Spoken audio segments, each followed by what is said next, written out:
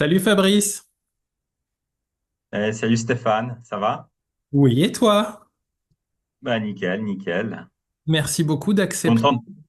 cet entretien. Bah merci de m'inviter. Merci. Et toi, tu vis en Suisse? Oui, alors voilà, je vis à Genève. Né à Oh, Genève, élevé à Genève, étudié à Genève, travaille à Genève, tout à Genève. Mais ça m'a pas empêché de beaucoup voyager. d'accord. Alors, on s'est rencontrés il y a quelque temps et on s'est rendu compte, enfin pardon, je me suis rendu compte qu'il y avait beaucoup de choses dans ta conception du monde qui résonnent avec la mienne, quand bien même on n'a pas du tout le même parcours. C'est comme si nos visions du monde se rencontraient à certains endroits, notamment sur Mhm. un sujet qui est presque ton sujet de prédilection, qui est l'intuition. Mais avant ça, est-ce que tu peux brièvement te présenter? Oui, donc je m'appelle Fabrice Bonvin. J'habite Genève, comme on a dit. J'ai un parcours dans les ressources humaines. Ça fait plus de 25 ans que je travaille dans ce domaine. J'ai occupé différents postes dans différentes sociétés, souvent des multinationales. Je travaille aussi dans le monde bancaire. Là, je travaille dans une administration publique. J'ai fait beaucoup de choses. J'ai fait beaucoup de recrutement. J'ai fait de la formation. J'ai fait de la gestion de projet. Évidemment, j'ai beaucoup travaillé avec l'humain. Ce que j'ai pas dit, c'est que j'ai aussi un master en psychologie. Et puis, tout ça m'a amené à m'intéresser à l'intuition. Pas que ça, mais c'est vrai, quand on travaille avec l'humain, eh ben, on est dans le domaine souvent du ressenti. On est sur des choses qui sont sensibles. Et puis, j'ai un esprit très cartésien, mais je pense aussi un potentiel intuitif, mais comme tout le monde. Et puis, ce qui m'a amené, si tu veux, à m'intéresser justement à l'intuition, à développer mon intuition, en particulier pour le recrutement. On voit des candidats, on a une demi-heure, 45 minutes pour se faire une opinion. Est-ce que la personne correspond au poste? Est-ce que la personne va s'intégrer dans l'équipe? Est-ce que la personne va peut-être poser des problèmes à brève ou moyenne échéance? Et puis, alors évidemment, on procède à des analyses de CV, on prend des références, on a des outils psychométriques aussi pour se faire une idée des candidats, mais il y a tout ce qui relève du ressenti, tu vois. Et des fois, les candidats, ils répondent à 100%, je dirais, à l'analyse, au CV, au parcours, à l'expérience, mais on sent qu'il y a un truc qui joue pas, mais on n'arrive pas forcément à mettre le doigt dessus, on n'arrive pas à l'expliquer. C'est ça l'intuition, hein. Mhm. L'intuition, si tu veux, l'intuition, elle trouve, mais ensuite, si tu veux, elle trouve l'information. C'est une perception, l'intuition, mais on n'arrive pas toujours à l'expliquer. C'est le mental qui veut expliquer, hein. L'intuition, elle est connectée. Et puis donc, bah, effectivement, selon la décision qu'on prend, parce que l'intuition, c'est un outil de prise à la décision, eh ben, on peut faire prendre plus ou moins la bonne décision. On va dire ça comme ça. Si on n'écoute pas son intuition. Voilà. Alors des fois, je l'ai pas écouté et je m'en suis mordu les doigts. Et je crois comme beaucoup de monde. Et tout ça m'a amené ensuite à m'intéresser à une discipline en particulier. Il y a plein de manières de développer l'intuition. Et cette discipline, en fait, c'est la vision à distance ou le remote viewing. Ok. Alors, tu as dit que tu étais sceptique. Moi aussi, j'ai tendance à me considérer comme sceptique. Je vais jouer le rôle du plus sceptique que toi aujourd'hui ou tenter, hein, pour essayer pour les gens qui nous regardent, d'essayer d'aller décortiquer ou peut-être même d'articuler, quand bien même ça pourrait être possible, ce que c'est que l'intuition et quels sont finalement les ressorts de ce mécanisme. Mais moi, je suis obligé comment dire, c'est une phrase que je sors souvent, hein, je suis obligé de me rendre à l'évidence que mon scepticisme vole en éclats à chaque expérience, notamment une expérience qu'on a fait ensemble tous les deux, qui me reste encore et dont on parlera un peu plus tard. Alors dis-moi, c'est pour quelqu'un de sceptique, on pourrait dire, mais attends, je comprends pas. Bon, bah voilà, tes ressentis, mais je pense que tes ressentis sont surtout déformés par ta propre biographie.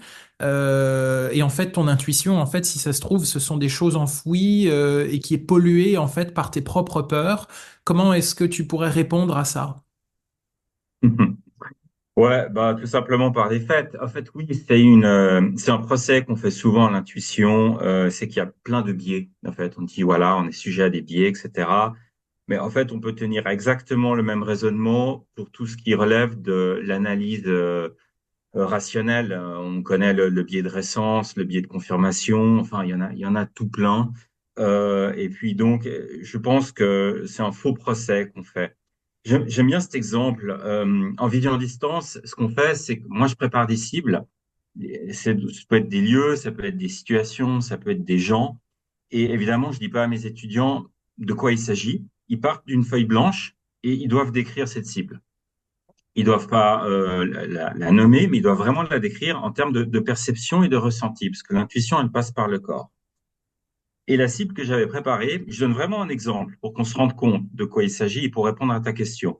C'était l'attaque d'entrepôt par un drone en Ukraine. Donc, c'est une photographie d'un drone qui attaquait avec des charges explosives un entrepôt, je crois, d'essence, voilà, de pétrole. Il y avait des explosions, il y avait des bidons, il y avait tout ça. Et l'intuitive, évidemment, elle partait de rien. Elle ne savait pas de quoi il s'agissait, mon étudiante. Et puis, elle a décrit non seulement le drone, elle l'a dessiné, elle a montré l'explosion, etc. Elle a parlé aussi émotionnellement de dévastation, de destruction. Et puis, elle a écrit opération spéciale, ce qu'elle a écrit sur la feuille. Et alors, je lui ai présenté la cible, et je lui ai dit, s'appelle Mireille. Je lui ai dit, mais Mireille, t'es en plein dedans, t'as même dessiné le drone, les explosions, machin. Elle n'avait aucun moyen de savoir de quoi il s'agissait. Et je lui ai dit, par contre, t'as noté la opération spéciale. Pourquoi t'as fait ça? Elle me dit, je sais pas. Ça m'est venu comme ça, une perception, opération spéciale. Mais je lui ai dit, mais tu sais ce que c'est, opération spéciale, dans le cadre de la guerre qui oppose l'Ukraine à la Russie? Il me dit, j'en ai aucune idée. Ben, j'ai dit, bah voilà, c'est le nom que donne Poutine à la guerre qui mène contre l'Ukraine. Et elle ne le savait pas. Donc ça répond à ta question, Stéphane. C'est-à-dire que c'est une perception, ça ne vient pas de connaissance, ça ne vient pas de savoir, ça ne vient pas d'expertise. Ça vient de quelque chose qu'on capte en dehors de son cerveau, à travers le corps quand même, et qu'on retranscrit sur une feuille. Alors voilà, ça c'est ce que j'appelle moi l'intuition extra ou extrasensorielle. On est dans du sixième sens là. Après, la question que tu m'as posée, c'était l'intuition telle qu'elle est vue par le monde académique actuel, matérialiste. Si maintenant je vais à l'université de Genève et que je vais questionner un neuroscientifique et je lui dis expliquez-moi ce qu'est l'intuition, lui va me dire eh ben voilà, avec tes sens, tu captes plein de trucs au quotidien, mais tu es conscient peut-être que du 10% de ce que tu captes. Le 90% de ces informations sont enregistrées de manière inconsciente dans une espèce de base de données à l'intérieur de toi. Et quand tu vas te retrouver plus tard dans des situations qui sont similaires ou identiques, eh ben, cette information, en fait, va ressurgir à travers des signaux corporels de manière fulgurante. Et c'est ça, les intuitions, en fait. Donc, pour le monde académique, l'intuition que j'appelle l'intuition locale qui se trouve dans notre cerveau, on ne va pas aller chercher de l'information, elle est toujours liée à l'expertise et à l'expérience. Et c'est une forme d'intuition qui existe. Hein. Moi, j'ai rien à contre. Souvent, on est très intuitif pour les choses qu'on aime faire. Les grands chirurgiens sont des grands intuitifs. Ils font toujours le même geste. 100 fois, 1000 fois, 10 000 fois. C'est un automatisme. Et on sait aussi qu'au niveau neurologique, l'intuition, elle se trouve dans ce qu'on appelle les ganglions de la base, ou le noyau codé. Et en fait, cet endroit-là, c'est tout ce qui programme les mécanismes automatiques. Parce que 90% des choses qu'on fait, on le fait de manière automatique d'ailleurs, comme tu le sais. Et la plupart de nos décisions d'ailleurs sont aussi inconscientes. Mais ça, c'est une forme d'intuition qui existe et qui est prouvée par la science. Et je suis tout à fait confortable avec cette forme d'intuition. Mais elle n'explique pas tout. Elle n'explique pas mon histoire d'opération spéciale. Elle n'explique pas les rêves prémonitoires. Elle n'explique pas les milliers de témoignages qu'on a sur l'intuition. Voilà. Je Ok. pense avoir répondu à ta question. Ah bah, très largement. Ouais, Euh, ouais. donc, ce qui est bien aussi, ce que j'aime beaucoup, c'est que tu as nommé les biais de l'approche rationnelle, matérialiste, scientifique, qu'on a souvent tendance à oublier et dont la méthode scientifique a beaucoup, beaucoup de mal à accepter la réalité. Hein. Enfin, Mhm. la méthode scientifique, ceux qui sont défenseurs d'une rationalité et d'un certain matérialisme. Et donc, spontanément, à plusieurs moments, tu fais un pont entre intuition et vision à distance. Est-ce Oui. que, alors, j'imagine que c'est une manière d'exercer ou de déployer son intuition, mais est-ce que pour toi, tu as des exemples en dehors de ce thème qu'on va parler dans une seconde partie de vidéo? Est-ce que tu as des exemples où l'intuition pourrait être, où tu as constaté que l'intuition est fulgurante et où tu as constaté que tu pouvais la développer au-delà du cadre de la vision à distance? Mhm. Tu parles de mon expérience personnelle? Oui, par exemple. Oui, alors j'ai eu plein d'événements dans ma vie. Effectivement, bon, je suis un cas un petit peu particulier aussi parce que petit, je faisais de la télépathie. Donc, j'étais capable, si tu veux, d'envoyer des pensées dans la tête des gens de manière absolument consciente, ce qui était bon, très amusant étant enfant, évidemment, mais ce qui était éthiquement discutable. Et puis, j'ai arrêté de faire ça à l'adolescence. Je le faisais pas souvent, mais je le faisais un petit peu comme un jeu, tu sais. Donc, j'étais très vite familiarisé au fait que on est plus que ce qu'on nous dit et on est plus que notre corps et on est plus que notre cerveau. En fait, il y a une partie de nous qui, je dirais, touche à ouais, comment dire ça, à la reliance, à la spiritualité, à la connexion. Voilà, je pourrais me connecter avec des êtres humains, au-delà de la parole, si tu veux, via un sixième sens. Donc, pour moi, ça m'a semblé très vite très naturel, en fait, cette manière d'être. Et d'ailleurs, certains ne parlent pas de sixième sens, mais de premier sens, en fait. Alors, l'intuition, c'est pas l'instinct, mais l'intuition, c'est quelque chose, en fait, on est tous avec l'intuition. En fait, les enfants sont hyper intuitifs. Ce qui montre bien, en fait, que l'intuition ne se construit pas uniquement à travers l'expérience et l'expertise. Un enfant n'a pas d'expérience par définition. Il vient de naître, mais ils sentent tout. Moi, je regarde mon fils, enfin, un de mes fils en particulier, il est hyper intuitif. J'ai même pas besoin de lui parler. Il ressent, il capte tout. Donc, voilà, c'est quelque chose de fondamentalement humain, je pense.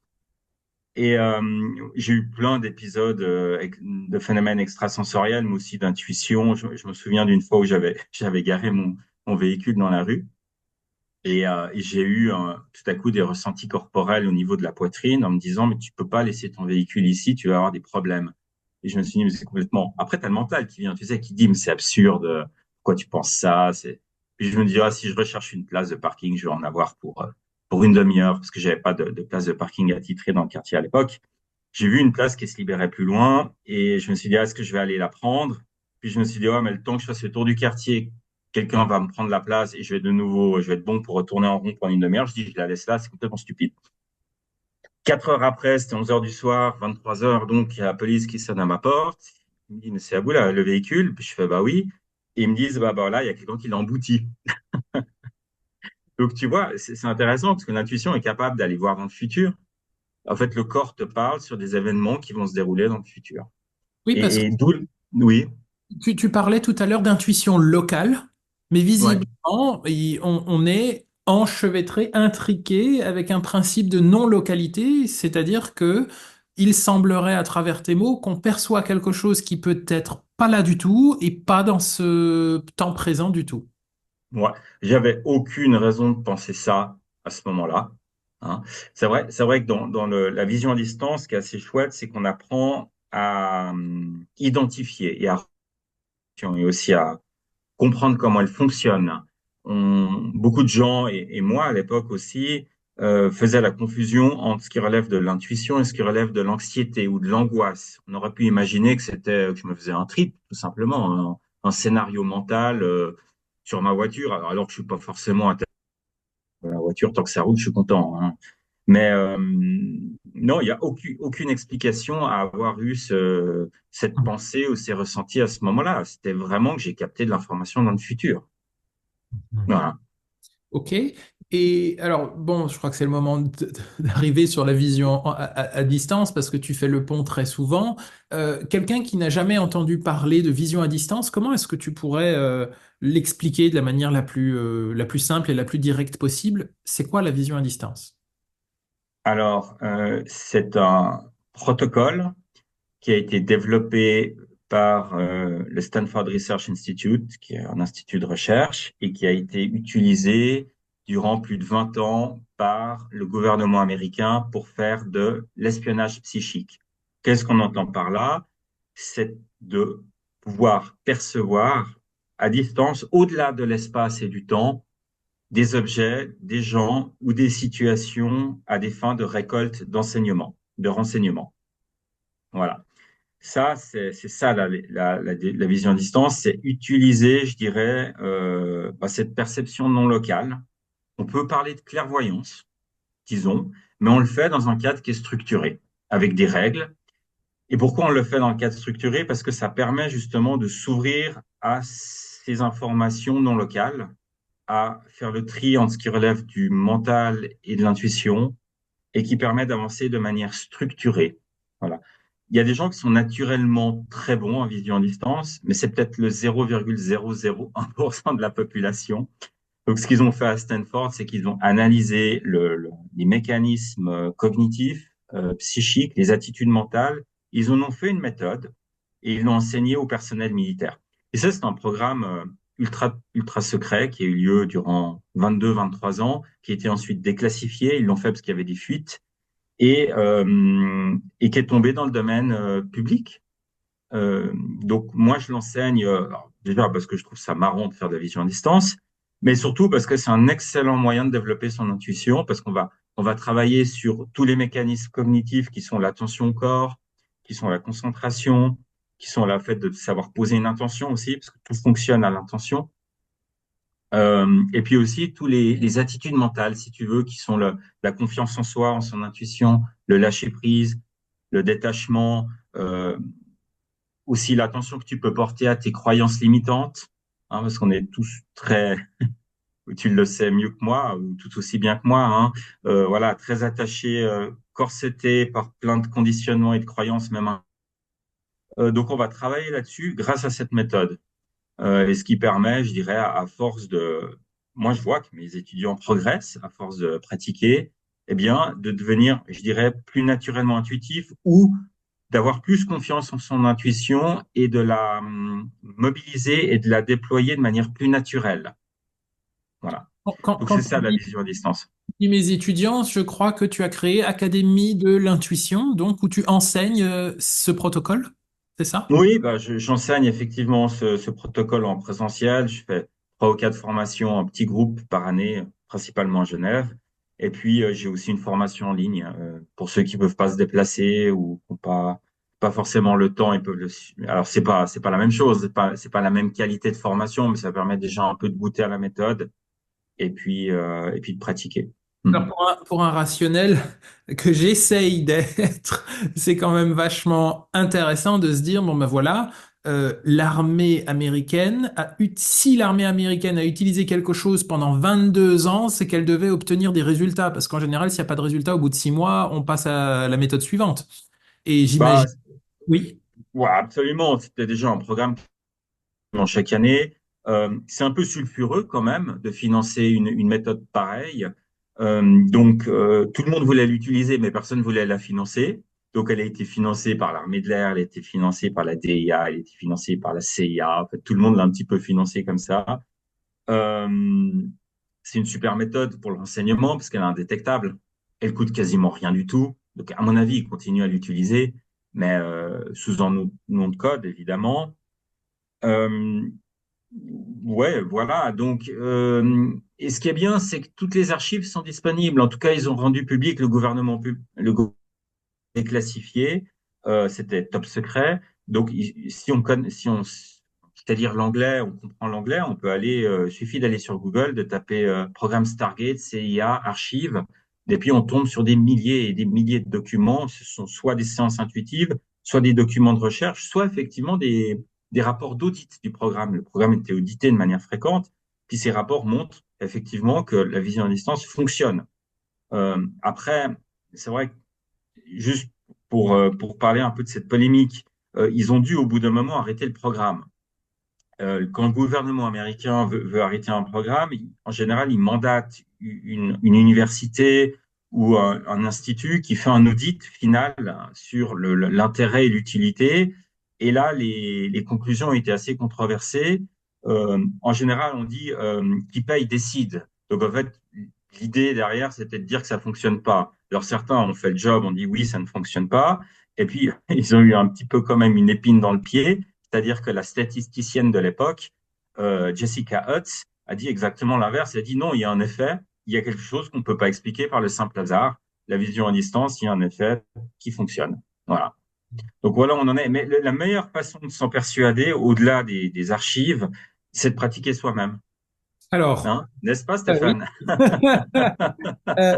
Eh bien, écoute, quand on s'est rencontrés, on a dit bon, ben, on s'est sans doute lu, je pense, pendant un certain temps ou vu nos vidéos respectives avant de se rendre compte qu'on a des sujets d'intérêt en commun. Et puis, comme je vais de temps en temps en Suisse pour des conférences, eh bien, on s'est rencontrés, on s'est dit, tiens, on boit un verre. Et puis, taquin comme je suis, je dis, bon, ben, Fabrice, est-ce que tu aurais allez, un peu de temps pour me faire une expérience de vision à distance? Moi, ma croyance, puisqu'il s'agit de croyance, c'est que ce genre de capacité, c'est réservé à 0,01% de la population et je ne me sens pas vraiment, même si j'ai des fulgurances d'intuition, notamment en consultation ou en stage, hein, c'est des choses qui arrivent et qui sont pas rares du tout, voire même systématiques.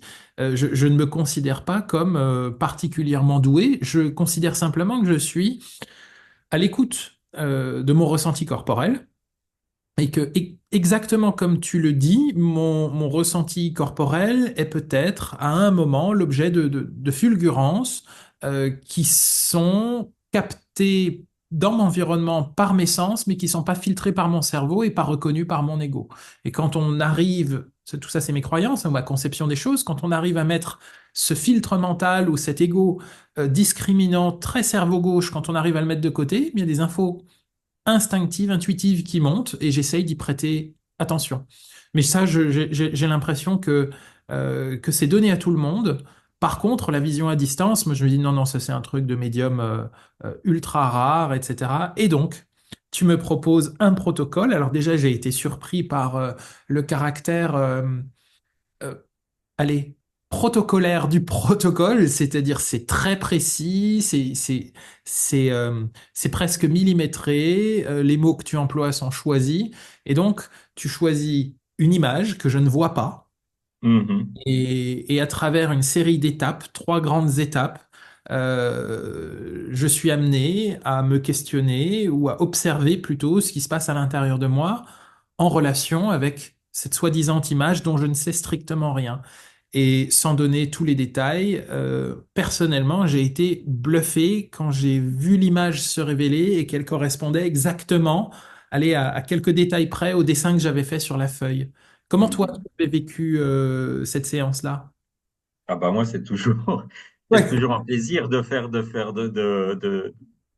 découvrir cette expérience incroyable, tu vois. Et puis j'ai trouvé que tu t'es vraiment laissé aller, tu vois.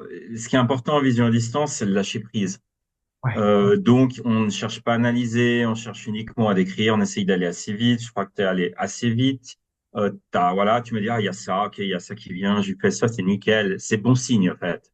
C'est Euh, vraiment bon signe. Intéressant, c'est-à-dire que tout au début de l'expérience, j'ai observé mon esprit qui voulait absolument trouver l'objet. Donc, Mhm. il y a des mots très précis qui viennent, et ça, c'est ce que tu appelles du bruit mental, et on le met dans une colonne à part, parce qu'en C'est fait, ça. on ne veut pas trouver l'objet, ça nous intéresse pas. On veut trouver, tu m'arrêtes hein, si c'est faux, mais on veut trouver des sensations, des impressions, des stimuli, des sons, des goûts, des atmosphères, des choses qui sont beaucoup plus sensorielles que conceptuelles. C'est absolument ça. C'est absolument ça. À première étape, on va s'intéresser sur l'aspect consistance. Tu te rappelles la notion de gestalt aussi. Là, voilà, la cible, c'est plutôt quelque chose d'artificiel, d'organique, de terrestre, de liquide. On a une idée un peu vague de ce que ça pourrait être. Pas une idée, une perception plutôt, parce qu'une idée, c'est du mental. Et puis après, on s'intéresse aux aspects sensoriels de la cible, un petit peu dimensionnels. C'est vrai qu'à la quatrième étape, on l'a pas exploré ensemble. On a fait que les trois premières étapes. On va plutôt là s'intéresser aux aspects plus émotionnels et conceptuels de la cible. Et la Mais quatrième étape, du coup, c'est quoi, celle que je ne connais pas? alors, on va récapituler les aspects sensoriels, les aspects dimensionnels, un petit peu l'aspect émotionnel qu'on voit à la fin de la deuxième étape. mais on va s'intéresser après aux aspects plus tangibles, de quoi est faite la cible, par exemple, les aspects aussi conceptuels, quelle est la fonction de la cible, qu'est-ce qui s'y déroule. Ok, Voilà, c'est ça. Mhm. d'accord. Bon, ben voilà, ça c'était mon expérience avec la vision à distance. Et donc, du coup, toi, tu connaissais, alors dans ton protocole, donc, qui n'est pas le tien, mais celui de Stanford ou de la CIA, euh, est-ce qu'il est nécessaire que quelqu'un connaisse l'image ou est-ce qu'on peut simplement donner, par exemple, des coordonnées géographiques sans savoir ce qui se cache, sans que personne ne sait ce qui se cache sous ces coordonnées géographiques, par exemple? Ouais, tout à fait. C'est ce qui se passait dans le programme Stargate, même ce qu'on appelle les administrateurs, donc les gens qui préparent les cibles, en fait, n'étaient, comment dire ça, les gens qui étaient sur place à Fort Meade, c'est là où ça se passait, ne faisaient que donner des coordonnées, mais eux-mêmes ne savaient pas à quoi étaient rattachées ces coordonnées, n'est-ce pas? Par exemple, un laboratoire soviétique nucléaire. Donc, tout à fait. Ouais, tout à fait. Pour D'accord. répondre à ta question. Ouais. Alors moi, dans notre cas, on s'est vu, oui, moi j'étais au courant de quoi était la cible. Hein. Je l'ai préparé, j'ai rattaché une coordonnée. L'idée, c'était évidemment de ne pas t'influencer consciemment ou inconsciemment, mais je l'ai pas fait, n'est-ce pas? Hein. C'est vrai qu'il y a toujours ce risque que la personne qui accompagne l'intuitif l'influence, mais moi je prends garde à ne pas le faire. Mais c'est pour ça que souvent en vision à distance c'est en double aveugle. Tu Oui. vois, l'intuitif est en aveugle et l'administrateur est en aveugle, comme on le fait dans un protocole scientifique. Oui. Mhm. Et ça, je crois que tu as fait, enfin je crois, je sais que tu as écrit un livre que peut-être tu as à t'apporter qui explique ça très très bien. Oui, alors je sais pas si on le voit là, hop là, la science de l'intuition. Euh, voilà. Bon, Bon. bah, la science de l'intuition, c'est une première partie où je parle du programme Stargate, des considérations générales sur l'intuition. Et puis, deuxième partie, c'est le protocole. Voilà, j'ai essayé de l'expliquer le plus en détail possible parce que, en fait, pourquoi j'ai écrit ce livre? Parce que j'ai réalisé que personne avait expliqué la méthode en français. Je dis, c'est complètement, même en anglais, peut-être pas aussi bien que moi, sans vouloir me jeter des fleurs, on trouve toujours un peu des bribes d'informations. Donc, j'ai consolidé tout ce que j'avais trouvé sur le programme Stargate, parce que c'est vrai, si on va sur le site des archives du programme Stargate sur le web, on trouve pas forcément de manuel. Hein, on trouve quelques éléments épars comme ça. Donc c'est vrai, je me suis formé, j'ai pratiqué pendant des années, et puis je me suis dit, bah, il faut que quelqu'un explique cette méthode une fois pour toutes en français. Donc c'est ce que j'ai fait. Voilà. Ça me fait penser spontanément au film Les chèvres du Pentagone avec George Clooney. Et j'ai entendu plusieurs fois que ce qui est décrit dans ce film est plus proche de la réalité que ce qu'on ne pense en fait. C'est un film comique qui tourne les choses en dérision, mais qui se base sur des faits très concrets. Est-ce qu'il y a d'autres programmes comme ça que le programme Stargate qui ont été avérés sur des sujets qu'on pourrait qualifier d'extrasensoriel? Oui, alors alors les chefs du Pentagone, oui, bon, bon, j'ai pas tellement trouvé. Comment dire ça? J'ai pas trouvé. Alors, premièrement, j'ai pas trouvé que c'était un bon film, personnellement, du point de vue cinématographique. Puis, deuxièmement, je l'ai pas trouvé très, très sympathique vis-à-vis des gens qui ont travaillé sur le programme. C'est Bah vrai oui. que je crois que Georges Clooney joue le rôle du colonel John Alexander. C'est vraiment quelqu'un qui existe. Hein, donc, oui, bon, il rigole de ça, mais c'est vrai que ça peut prêter à sourire, bien sûr. Un film que j'ai trouvé meilleur, je crois qu'il s'appelle Suspect Zero. Alors, il est moins connu, mais il parle spécifiquement de vision à distance. Alors, c'est un film qui date d'une trentaine d'années, hein, mais c'est quelqu'un qui utilise la vision à distance pour retrouver un suspect. Voilà, Ouais. il faut dire que la vision à distance est utilisée pour la recherche de personnes disparues. Elle est utilisée pour identifier Saddam Hussein, par exemple. Voilà. Donc là aussi, comment dire ça, oui, c'est très proche de la réalité. C'est clair, oui, oui. Question très très naïve qu'on pourra couper au montage si t'as pas envie, j'en sais rien. Mais est-ce que toi tu es sollicité justement étant un expert de la vision à distance, est-ce que tu es sollicité dans le cas d'enquête ou de recherche de personnes? Tu dis par des organismes officiels, par exemple, Oui. la police ou non, non, je suis pas sollicité. Ok. Et est-ce Non. que tu penses que ce serait raisonnable à recourir à ces méthodes via des gens comme toi ou d'implémenter justement une systématisation de ça? Oui, ce serait possible. Après, il y a un certain nombre de garde-fous à mettre en œuvre. C'est vrai qu'il arrive des fois que des gens doués de voyance, etc., contactent la police en disant, voilà, j'ai eu un flash, je pense que l'enfant qui a disparu se trouve à tel ou tel endroit, mais vous êtes tout de suite mis d'abord sur la, dans la liste des suspects. Donc, c'est dangereux. Donc, c'est pour ça que je pense qu'il faut un accord cadre. Et puis ensuite, chaque fois que vous faites un tel signalement, la police est obligée, je dirais, d'enquêter. Vous Bien voyez, sûr. même s'ils peuvent penser que c'est complètement loufoque. Donc, c'est un peu à double tranchant, c'est un petit peu dangereux, mais il y a des confrères aux États-Unis qui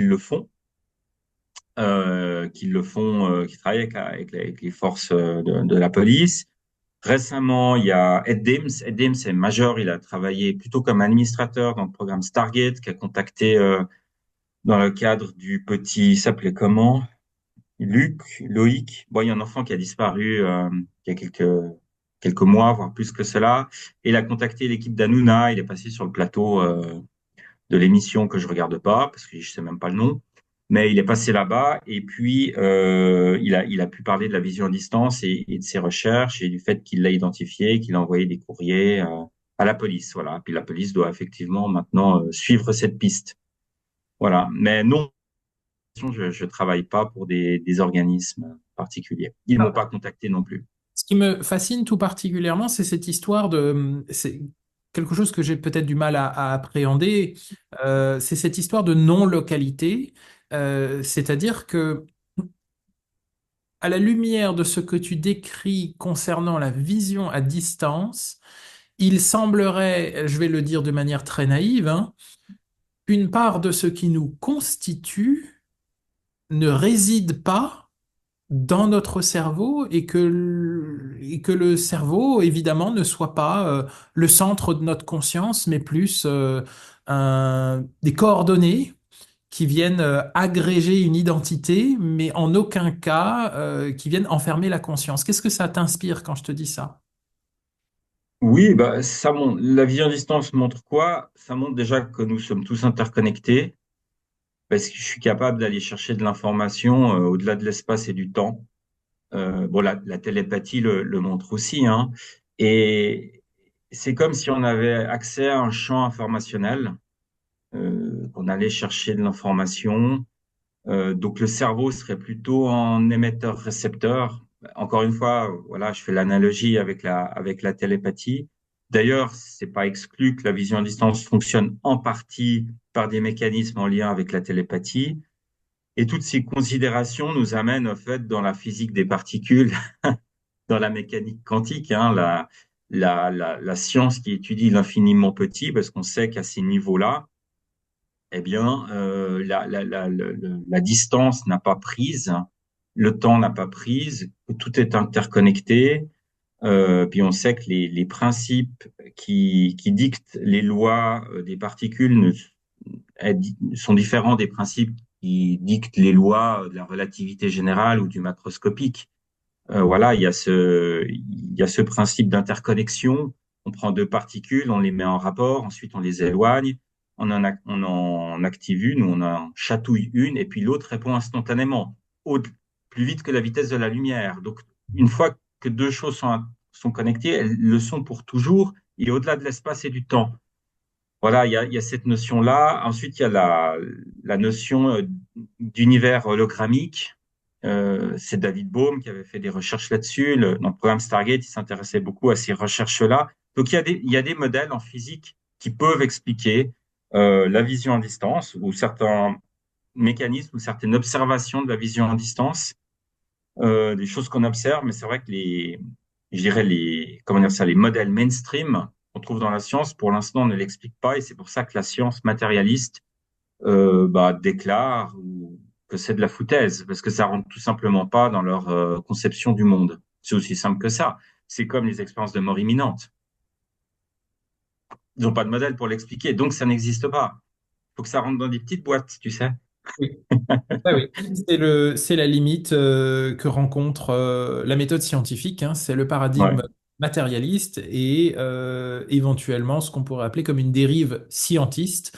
Si c'est pas scientifique, ça n'existe pas. Et donc c'est là où on n'est plus dans la méthode scientifique, mais dans une analyse Croyance. dogmatique. Tout à fait, ouais, c'est une croyance. Le matérialisme est une croyance. Exactement. Merci de le préciser. On se Euh, rend pas compte parce qu'on est dedans, tu vois. oui. Quand tu es dedans, tu peux pas prendre le recul. T'as pas la liberté ou la possibilité de prendre du recul, mais tu es dedans, en fait. Tu es dans une croyance. Et puis, le matérialisme, c'est une croyance qui est relativement récente. Finalement, sur l'histoire de l'humanité, Ah oui.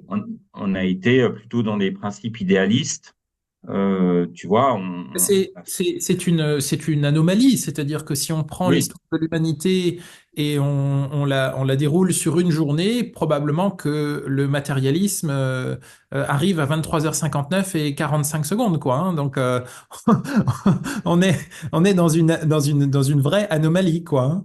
ouais, Euh, c'est sûr. et il est même possible que justement le matérialisme soit la cause de la direction civilisationnelle actuelle qui rencontre une certaine limite dans son rapport à l'environnement, dans son rapport au monde et dans son rapport aux questions sociales. Et donc là on est dans un sujet qui m'est très cher, hein, c'est la disqualification progressive de la dimension spirituelle et de l'irrationnel. Voilà. À 100% convaincu par ce que tu dis et on mesure pas à quel point le matérialisme a une influence euh, importante dans la manière dont on est en rapport avec le monde. Et quand je dis nous, c'est en termes de société, enfin de civilisation, dans la manière dont on exploite les ressources, on exploite le vivant, dans la manière où on rentre en relation Et aussi avec les autres. Ça a un D'autant impact d'aut- vraiment énorme. d'autant plus que quand tu parles du vivant ou quand on parle de la nature, souvent on a tendance à s'exclure hein, du vivant et de la nature, hein. Mais si on part du principe que le vivant, la nature, ben, on va le décrire là pour cet espace qu'on a là, on va le décrire comme le monde animal et le monde végétal, ils n'en ont, le monde végétal et le monde animal n'a que faire du matérialisme, hein. Le monde végétal, fongique et animal s'organise selon des principes qui nous paraissent complètement irrationnels et beaucoup de choses dans ces trois règnes sont absolument inexplicables scientifiquement. Donc, Mhm. alors j'aimerais terminer sur un sujet connexe euh, lié à l'intuition et la vision à distance. Ce qui attire mon attention, c'est le pouvoir de l'intention. C'est-à-dire qu'à partir du moment où toi, tu donnes une cible à la personne qui cherche à faire une expérience de vision à distance, euh, cette personne va orienter son attention et son intention. J'ai du mal à articuler mon questionnement, j'ai du mal à articuler mon propos, mais c'est comme si l'intuition était fonction ou directement reliée à notre intention et à l'endroit où nous posons notre attention. Qu'est-ce que tu peux dire à ce sujet? Euh, Il y aura énormément de choses à dire. Euh, c'est vrai qu'on parlait de l'idéalisme et du matérialisme, mais en fait, l'intention est structurante. L'intention va... Il y a une ambulance qui passe, donc voilà. je n'entends La- pas. la- oui, ah, on l'entend pas, oui. Non, l'intention, si tu veux, c'est aussi la focalisation, si tu veux, de la conscience sur quelque chose. C'est ça, en fait. Et c'est ce qui explique énormément de phénomènes psy, ce qui explique énormément de, je dirais, de pratiques divinatoires, etc. En fait, tout fonctionne à l'intention. En fait, tout est conscience. C'est ce que disait John Wheeler, le professeur de physique, hein. Il disait au début, je pensais que tout était particules. Après, j'ai pensé que tout était fait de champs. Et maintenant, je comprends que tout est fait de conscience et d'intention. En fait, dans le principe idéaliste, si tu veux, la matière, elle dérive de la conscience ou de l'esprit. Donc, c'est vrai que certains parlent de Dieu en parlant du grand architecte. J'aime bien cette image parce que derrière l'idée du grand architecte, il y a une intention de bâtir, une intention de créer. Et je pense que notre réalité, elle est faite d'intention. Voilà. Alors, on retrouve ça dans le New Ageisme avec la loi de l'attraction, mais c'est un petit peu dévoyé. C'est pas aussi simple que ça. Mais c'est vrai que derrière tous les phénomènes, je dirais un petit peu magiques, on peut parler de magie. Dieu sait si la magie est encore pratiquée, alors pas beaucoup en Occident, mais énormément dans les pays en Afrique, en Amérique du Sud ou en Asie. Et puis tout ce qui est relatif également aux soins spirituels, en fait, on pose toujours une intention. On pose l'intention de soigner, on pose l'intention d'observer telle ou telle chose, on pose l'intention de faire telle ou... En fait, notre vie est faite d'intentions. Et là, je fais une grosse discrétion, mais c'est pour montrer que c'est un principe qui est super important en vision à distance parce que on passe notre temps à poser une intention. L'intention de se connecter à la cible, l'intention de percevoir la consistance, l'intention de percevoir la texture, l'intention ensuite d'observer la cible sous un angle qui est, je dirais, le plus idéal pour pouvoir la décrire, par exemple, l'intention de se connecter à ses émotions. Donc, en fait, si on ne pose pas son intention, il se passe rien, il se passe rien. Donc, on est obligé de le faire. Et c'est pour ça que la vision à distance, c'est un domaine qui est exigeant et qui peut être fatigant. Parce qu'on est toujours, on est toujours actif. On est toujours, c'est un peu comme une forme de méditation. En méditation, on est aussi actif. On doit pas se laisser aller à la rêverie. On doit poser son attention sur sa respiration. Et s'il y a des pensées parasites qui viennent, on doit poser l'intention de les accueillir, de ne pas les juger et de les évacuer. Donc, tout est intention. Et c'est ce que montre la vision à distance. Alors, pour répondre à ta question, concrètement, comment ça se passe? Moi, je trouve une image que je trouve intéressante à décrire, qui est une image mystère pour toi. J'y attribue une coordonnée. Cette coordonnée, elle est totalement arbitraire. C'est quelque chose que je peux inventer. Et je pose mon intention de relier la coordonnée avec l'image. Donc, j'ai déjà là posé une intention et ça s'arrête là. Ça prend une seconde. Ensuite, moi, je te donne cette coordonnée et je te demande de dérouler le protocole tel que tu l'as fait, qu'on s'est vu. Et toi, tu dois poser ton intention de te connecter à la cible. Mais quand tu te connectes à la cible, tu te connectes aussi à mon intention. Donc, tu vois, tu te connectes en même temps pas à la photographie, mais à la cible, et tu te connectes aussi à mon intention. Euh, donc voilà, le processus intentionnel est à la base de tout et joue un rôle important en vision à distance. Je ne sais pas si ça répond un peu à ta Si, question. si, Et mais je pense que ça ne joue pas un rôle que dans la vision à distance, mais dans oui, dans notre tout, vie de tous les jours, en fait, dans hein. la vie de tous les jours. Et juste dire une chose, pourquoi une coordonnée? Souvent les gens ne comprennent pas. Bah, en fait, c'est une balise, la coordonnée. C'est pour dire à ta conscience, elle a accès à tout, ta conscience non locale. Donc c'est pour te dire que tu vas chercher ceci et pas autre chose. Tu vois, c'est comme quand Exactement. tu fais une recherche dans un moteur de recherche. Il faut bien taper quelque chose. Tu tapes rien et il y a un qui vient. Donc tu dois taper des mots-clés ou tu dois taper une adresse de site Internet. C'est ça, c'est une balise. C'est un adressage. J'en discutais avec Jacques Vallée. Hein. Jacques Vallée était au Stanford Research Institute, il travaillait avec Alpatov. Et puis Alpatov est venu un jour lui dire, mais voilà, je cherche une solution pour cette histoire de vision à distance. Puis, Jacques Vallée est un des artisans architectes de l'ARPANET. Et l'ARPANET, c'est l'ancêtre d'Internet. Et l'ARPANET était utilisé l'armée au début. Hein. Et Internet vient de l'armée, comme beaucoup d'inventions d'ailleurs, vient des recherches et développements de l'armée. Et c'est là où Jacques Vallée est venu avec cette notion d'adressage, qui était nouvelle à l'époque. Hein. On est dans les années 70. Il dit, mais il faut que tu crées une balise, il faut que tu crées un adressage. C'est comme ça qu'est née l'idée de coordonnées, pour l'anecdote. Eh ben, Ouais. ok. Merci. Merci pour tout. On a, je pense, une quarantaine de minutes derrière nous. Est-ce que tu vois quelque chose... Ah oui, encore une dernière question. Est-ce que tu as remarqué dans tes recherches qu'il y avait des pratiques préalables au protocole de vision à distance qui permettaient d'augmenter l'efficacité ou les bons résultats? Que sais-je, la méditation, la respiration, est-ce que tu as remarqué qu'il y avait des états propices à la vision à distance? Oui, alors l'idée, avant de faire une séance de vision à distance, c'est de se mettre dans un état de relaxation léger. Hein, on sait qu'on a des ondes cérébrales. Là, on est en état bêta, toi et moi. L'idée, c'est d'aller en état alpha, donc relaxation légère. Je consacre tout un chapitre à la méditation dans mon livre La science de l'intuition. Je dis toujours, avant de faire un sprint, on fait un échauffement. Donc, c'est Ok. l'idée, c'est de se mettre en condition. Alors, ça permet Ça permet d'être plus réceptif à ses intuitions. Ça permet aussi de baisser le bruit mental, d'avoir moins de production, de sollicitation du mental et de se relier aussi au corps, de se relier à ses sensations. Après, chacun sa méthode. Moi, je trouve que c'est bien de mettre le corps en mouvement. En méditation, tu mets pas beaucoup le corps en mouvement parce que l'intuition, elle naît du mouvement aussi. Donc moi, ce que je fais, c'est un peu bizarre, mais je fais de la guitare. La guitare a pas mal de vertus. C'est-à-dire que déjà, je mets mon corps en mouvement. Je dois vraiment, si tu veux, poser mon attention sur mes ressentis corporels. Parce que avec mes petits doigts, je les mets sur les petites frettes. Donc, je dois me concentrer.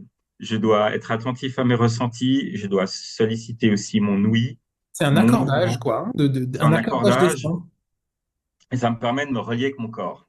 Et vraiment, quand tu fais moi, quand je fais de la guitare, je pense pas à ma liste de courses que je dois faire le lendemain, ou je pense pas aux choses que j'ai fait la veille. Je suis dans l'instant présent. Et en vision à distance, tu es dans l'instant présent. Exactement. L'intuition, elle naît de l'instant présent. L'intuition, elle n'habite que l'instant présent.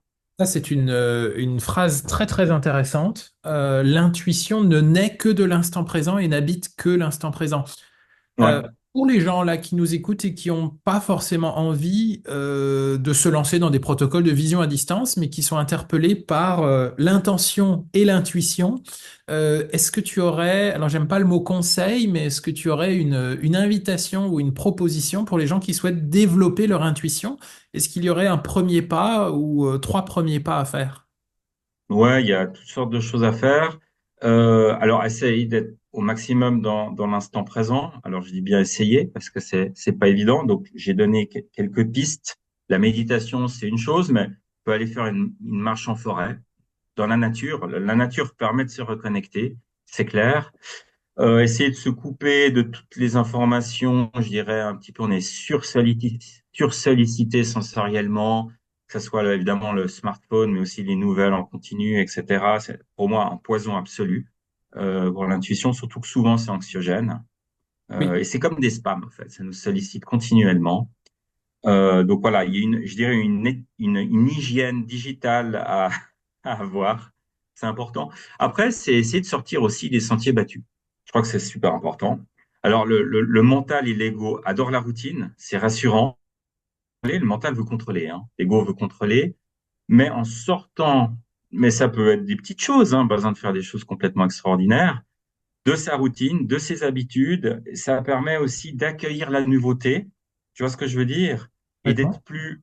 plus vivant, d'être plus en connexion avec le réel, avec les choses. Essayer de ralentir aussi, de faire une chose à la fois, d'être présent. Il y a cette idée-là. Et puis, il y a aussi cette idée d'être présent à soi-même. Alors, présent aux autres, bien sûr, mais aussi présent à soi-même. Euh, alors, ça peut passer de nouveau par la méditation, mais c'est observer les choses. C'est con, hein, mais on fonctionne beaucoup par habitude, on fonctionne beaucoup par, comment dire ça, par automatisme. Et des fois, dire, voilà, des fois, j'arrive dans une salle, dans une nouvelle pièce, un nouvel endroit, j'ai dit, je m'imprègne de cet endroit, je l'observe, je le décris. C'est un bon exercice pour la vision à distance, parce que faut utiliser le bon vocabulaire en vision à distance. Et même quand je rencontre quelqu'un de nouveau, je fais un scan corporel. Tu vois, je scanne mon corps, je dis, qu'est-ce que mon corps me dit sur cette personne? Et j'ai des ressentis qui viennent. Et j'apprends après à les décoder et à les interpréter. Donc, il y a pas mal d'exercices à faire. Et puis, en termes, je dirais, d'attitude mentale, cultiver la gratitude et la bienveillance.